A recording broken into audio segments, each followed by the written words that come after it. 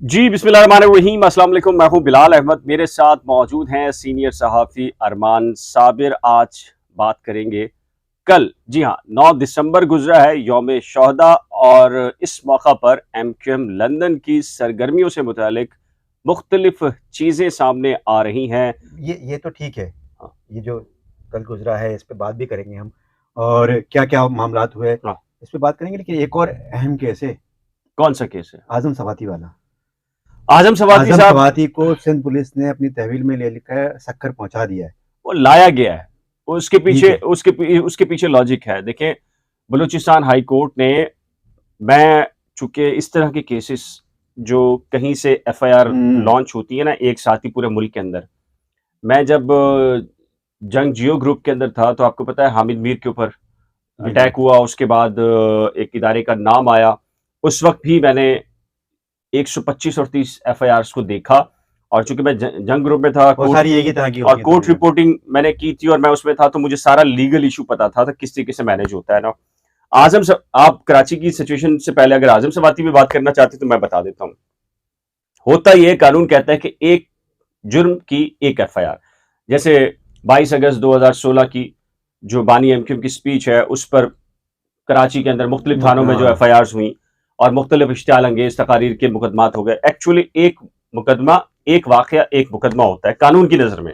अब हमारे यहाँ तो आपको पता है ना, कानून बहुत पीछे रह जाता है, हुँ। बहुत सारे और एलिमेंट्स आ जाते हैं जिनकी आप बात ही नहीं कर सकते। आप वैसे बातें, आप जाएँ अगर एफआईआर कटवाने के लिए, तो आप सारे हाँ, सारे घोड़े खोल लें आप, नहीं, लेकिन नहीं जो ना, है ना वो ना ना ना ना, वो फिर कहीं और से चीजें होती है ना, छोड़े चलें। ना आपकी, पढ़ चलेंगे, सीधी सी बात है। अच्छा, हाँ, चलें ठीक है, तो समझ हाँ, लेते सीधी हैं। सी बात है। आजम सवाती के साथ पूरे मुल्क में जहां एफआईआर हुई, बलूचिस्तान में क्या हुआ, बलूचिस्तान में पता चल गया कि हाई कोर्ट कर रही है, और उसने 5-6 मुकदमा जितने भी थे, सब पहले सबको खत्म किया, एक को रखा और उसमें ही बेल दी थी।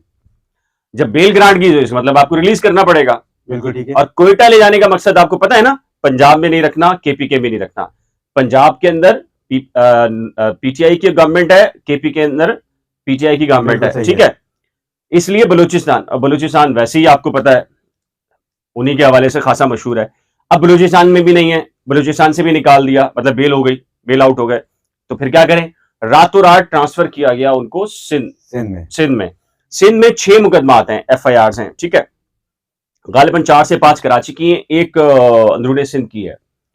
अब जो आजम सवाती के साहबजादे हैं, उस्मान सवाती बैरिस्टर हैं, अनवर मंसूर खान उनकी जानिब से, कल की बात है, जस्टिस करीम खान आगा की सरबराही में 2 रुकनी बेंच था, उनके सामने गए, और उसमें ठीक है नोटिस हो गए, लेकिन उन्होंने यही बात की है कि आईजी को रोका जाए फर्दर एफआईआर के लिए, ठीक है। ठीक है। लेकिन कोर्ट ने कहा कि हम फ्यूचर के हवाले से कुछ नहीं कर रहे। तो इसका मतलब था कि जो लोग बलूचिस्तान से उसको यहां लेकर आए, उनको अंदाजा था कि मजीद एफआईआर भी हो सकती है, कोर्ट ने ऑर्डर नहीं किया। तो ये तो है वो सीक्वेंस के आजम सवाती को यूं लाया गया है। अब आजम सवाती ने, चले बानी एमक्यूएम की बात कर रहे हैं आप, अल्ताफ हुसैन साहब की, तो हाँ, वही स्पीच की है, उसी नौयत की स्पीचेज हैं। अब वही मामला आ गया है यहां पर। अब देखना यह है कि उनका फिजिकल रिमांड और प्रोसीजर, उनके ऊपर जो केसेस हैं, क्या हाई कोर्ट इंटरवीन करेगी। आमतौर पर सिंध हाई कोर्ट जो है, वो पॉलिटिकल केसेस में वैसे फैसले नहीं देती जैसे इस्लामाबाद हाई कोर्ट या लाहौर हाई कोर्ट मशहूर है, कि पॉलिटिकल केस है तो शाम के वक्त भी नोटिस ले लिया, रात के वक्त अदालत खुल गई। सिंध हाई कोर्ट नहीं करती।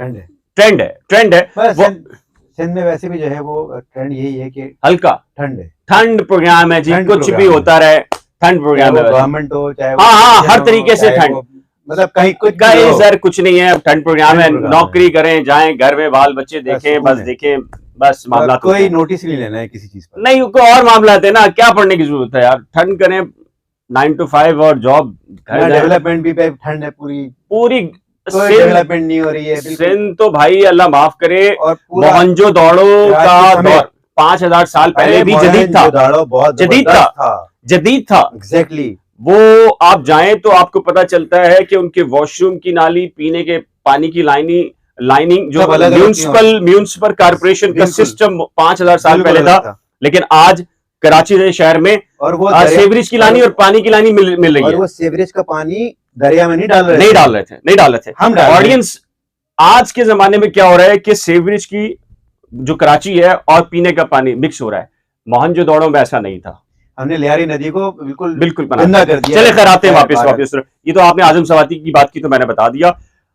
बानी एमक्यूएम के हवाले से अरमान भाई का एक तजिया है। एक ट्विटर के ऊपर ये कहा जा रहा है कि जी जो शौदा कब्रिस्तान है उसके करीब एक्टिविटीज से रोका गया या रेंजर्स वहां मौजूद थी, जैसे कि गुज़िश्ता साल हाँ, गुज़िश्ता साल जो है वो रोका गया था, बाकायदा रोका इस गया था। मर्तबा क्या इस पॉलिसी मर्तबा है? जो है, जो मेरी बात हुई है, जो फोटोग्राफर्स भी वहाँ पर गए थे और जो वहाँ पर अतराफ में जो लोग भी रहते हैं, उनका कहना ये था कि इस मर्तबा शुरू में जो है वो शायद कुछ लोग अंदर गए थे, लेकिन उसके बाद फिर वो गेट पर ही फूल रख रहे थे। वहाँ पर सिक्योरिटी थी और उन्होंने कोई मज़ाहमत भी नहीं की, या मज़ाहमत क्या कहते हैं उनको, उनको रोकने की कोशिश भी नहीं की। जो लोग आ रहे थे वो आके फूल रख रहे थे, फातिहा पढ़ रहे थे अपना और आराम से जो है वहाँ से जा रहे थे। तो इस मर्तबा कोई इस तरह का हैप्पी मैनर में कोई ऐसी बात नहीं हुई है।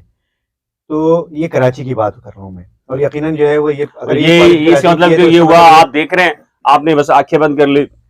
हाँ, ये वाला मामला है। ये वाला मामला। अच्छा, और ये बहुत ही चेंज है, क्योंकि अगर पिछले साल देखा जाए तो काफी रोक नाकाबिले बर्दाश्त नहीं था, टॉलरेंस ही नहीं था ना, 0%। अभी बल्कि आप उतनी दूर क्यों जाते हैं, आप 14 अगस्त को देख लें। 14 अगस्त को इन्होंने एक्टिविटी जो की थी उसमें, और इन्होंने सिर्फ पाकिस्तान के झंडे लेके खड़े हुए थे, उस पर भी जो है उन लोगों को जो है आए और गिरफ्तारियां पकड़ धकड़ हुई थी और जो है वो गिरफ्तारियां हुई थी।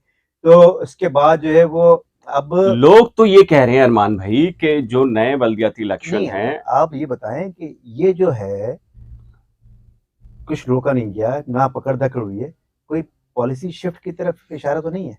मैं र्यूमर्स हैं, है ना? नहीं देखिए अब ऐसा नहीं है कि कोई सीटी मार के कहेगा करो।